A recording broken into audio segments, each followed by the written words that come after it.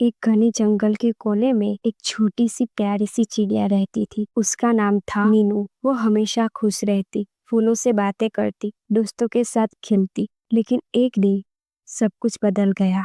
एक शाम जब सूरज ढल रहा था और हवा में ठंडक घुल गई थी, मीनू को एक अजीब सी आवाज सुनाई दी। वो आवाज किसी रोती हुई चिड़िया की थी, लेकिन वो आवाज किसी और जगह से नहीं, बल्कि उस पुरानी टूटी फूटी हवेली से आ रही थी। जंगल के दूसरे हिस्से में पड़ती थी वो हवेली।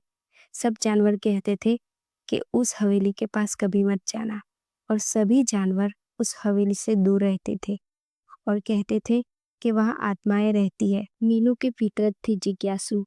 उसने सोचा शायद किसी चिड़िया को मदद की जरूरत है, और वह हवेली के पास चली गई। हवेली के पास पहुंचते ही सब कुछ शांत हो गया।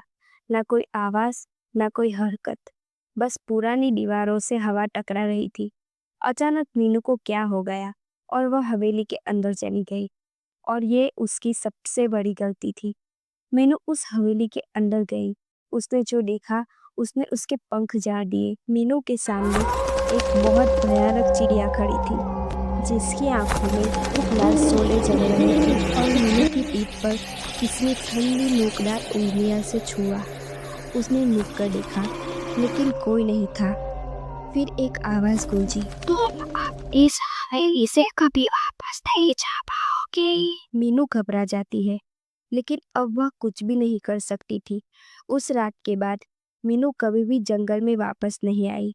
लोग कहते हैं उस हवेली के आसपास कभी कभी एक चिड़िया की चीख सुनाई देती है, और जो भी उस चीख के पीछे जाता है वो कभी वापस नहीं आता।